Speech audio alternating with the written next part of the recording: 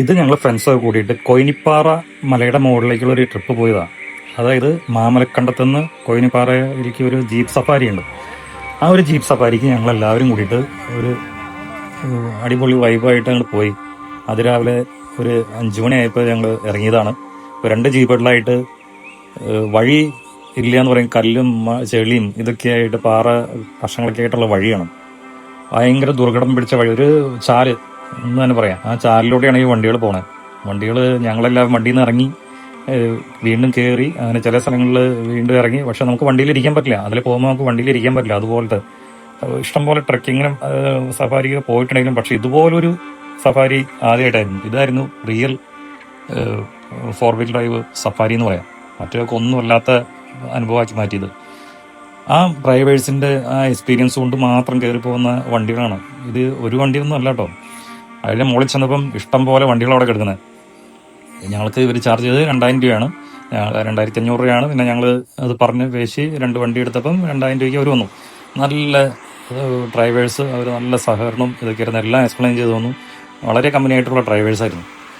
അപ്പോൾ അങ്ങനെ ആ ഒരു എക്സ്പീരിയൻസ് എന്ന് പറഞ്ഞാൽ ഭയങ്കര എക്സ്പീരിയൻസ് ആയിരുന്നു. അത് കയറി മോളിൽ ചെല്ലുന്ന അതിലും വലുത് ആ ഒരു വൈബ്.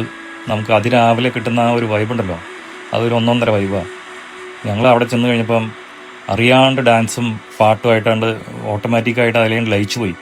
ചെറിയ കോടയും ഒരു ചെറിയ തണുപ്പും ഇതൊക്കെ ആയിട്ട് താഴെ നല്ല ചൂടാണെങ്കിലും അവിടെ കയറി ചെല്ലുമ്പോൾ നല്ല ഒരു അനുഭവമായിരുന്നു. നല്ല തണുപ്പും ആ കോട ഇടയ്ക്ക് കോട ഇറങ്ങി വരുന്ന ഒരു സീനൊക്കെയാണ് വീട്ടിൽ. അവിടെ പോകുമ്പോൾ നമ്മൾ രാവിലെ തന്നെ പോകണം. അത് കഴിഞ്ഞിട്ടുണ്ടെങ്കിൽ നമുക്ക് വെയിലായി കഴിഞ്ഞാൽ അവിടെ നിൽക്കാൻ പറ്റില്ല. അപ്പോൾ ഒരു 7 മണിയാകുമ്പോഴേക്കും അവിടെ ചെല്ലുന്ന രീതിയിൽ നമ്മൾ ചെന്നാലേ ആ ഒരു വിഷ്വലും കാര്യങ്ങളൊക്കെ നമുക്ക് കിട്ടുള്ളൂ. ആ ചരിവും അതൊക്കെ ഇറങ്ങിയാണ്ട് ചെന്ന് കഴിയുമ്പോൾ ഉള്ള ഫീൽ എന്ന് പറയുന്നത് ഒരു പ്രത്യേക ഫീലാണ്. അധികം ആരും എക്സ്പ്ലോർ ചെയ്യാത്ത ഒരു സ്ഥലം കൂടിയാണത്.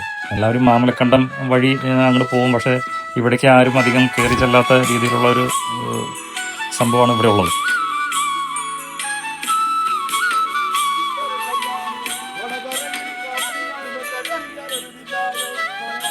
ഇത് കണ്ടോ, ഇതുപോലത്തെ ഫീലൊക്കെ നമുക്ക് വേറെ എവിടെ കിട്ടും? നമ്മൾ അറിയാണ്ട് അങ്ങോട്ട് തുള്ളിപ്പോകുന്ന ആ ഒരു ചെറിയ കുളിർക്കാറ്റും ഇതെല്ലാം കൊണ്ടു കഴിയുമ്പോഴല്ലോ നമ്മുടെ ഉള്ളിൽ നിന്നെല്ലാം പുറത്തു വരും. ഓട്ടോമാറ്റിക്കായിട്ടെല്ലാം പുറത്തു വരും. എത്ര മസിൽ പിടിച്ച് നമുക്ക് നിൽക്കാൻ പറ്റില്ല.